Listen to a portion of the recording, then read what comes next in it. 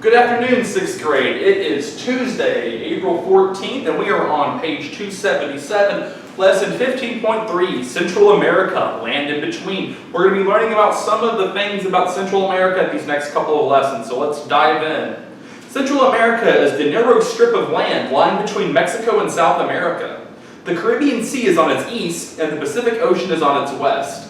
It stretches about 1,000 miles from north to south, but is extremely narrow. Very tall, but not very wide.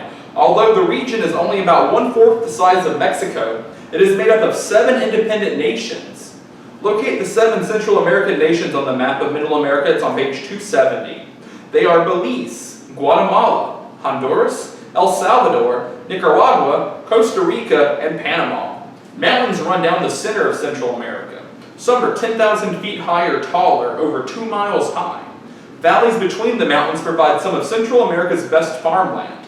There are a number of volcanoes in the mountain range, and often there are earthquakes here. On each side of the mountains are coastal plains. The Pacific coastal plain is covered with grass, and the Atlantic coastal plain is mainly tropical jungle.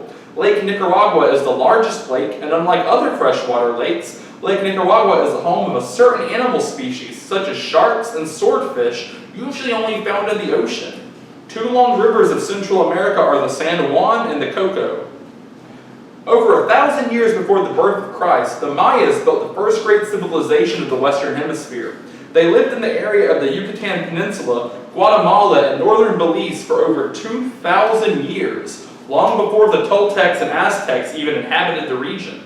The Mayas lived off the land. They built simple huts from poles and ate mainly corn, beans, squash, and chili peppers. Besides these foods, Mayan farmers grew sweet potatoes, cotton, and tobacco. Some families kept a hive of stingless honeybees for their honey. The Mayas made most of their clothing of woven cotton material, but they sometimes made clothing from pounded tree bark.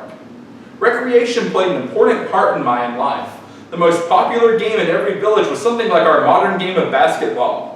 A hoop was mounted vertically above the players' heads, and 2 teams competed to see who could get a rubber ball through it using only their knee or hips.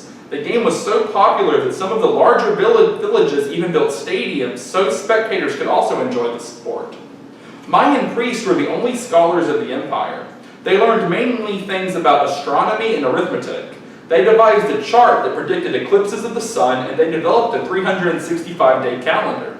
The Mayans were the only ancient American people to develop a practical system of written numbers and an advanced form of writing, a system of hieroglyphics, or special signs and symbols.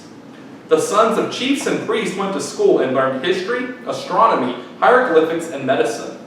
The Maya built some structures that are still standing today. At Chichen Itza on the Yucatan Peninsula, tourists can see the ruins of a Mayan temple, observatory, and stadium. The Mayan Empire was at its height from AD 300 to 900. The civilization had greatly declined before the arrival of the Spanish. In the 1500s, several Spanish explorers conquered parts of the area and defeated the Mayas. Let's learn about its climate of Central America. Temperatures in Central America depend on the altitude. The low coastal areas have annual temperatures of around 75 degrees, but areas that lie 5,000 above sea level have temperatures between 60 and 69 Fahrenheit. Rainfall is heaviest from May to October, and some regions along the Caribbean coast have rain almost the entire year. One part of Nicaragua receives more than 250 inches of rain annually, while Guatemala only receives about 50 inches per year. Let's learn about Central America's natural resources next. The mountains of Central America have small deposits of minerals such as copper, lead, gold, manganese, and silver. Tropical trees, especially mahogany, grow in the jungles near the Caribbean Sea.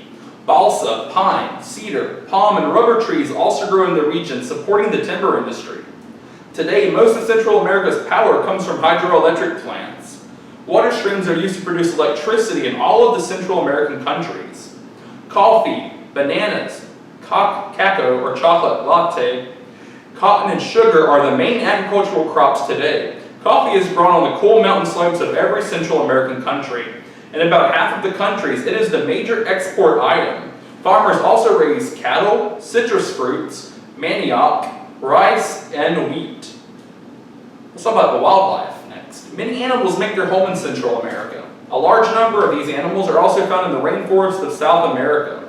Some mammals, such as the jaguar, the largest cat native to the Western Hemisphere, the jaguarandi, one of the smallest wildcats in the Western Hemisphere, and also 5 kinds of monkeys live in this area. The squirrel monkey, the dorwakali, the capuchin monkey, which is the most intelligent monkey of the Western Hemisphere, the spider monkey, which has a 3-foot-long tail, and the howler monkey, named for its distinctive cry. And there is also the coati, a small tree-dwelling mammal. It is noted for its very long tail and its long, flexible snout. So those are some of the mammals. Let's talk about some of the reptiles.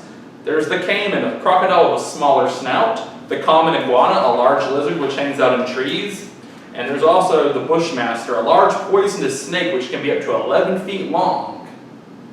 There's also a few birds that live in this area, such as parrots and toucans, known for their enormous colorful bills. And that's pretty much what Central America's climate, animals, and terrain are like. We're going to learn more about the countries specifically in the later lessons, but that's it for today, guys. Make sure that you do the comprehension check, though, on 15C, page 280. Do all 3 of them, 1, 2, 3. Don't worry about the thank question. And you guys have a good day, and I'll see you tomorrow.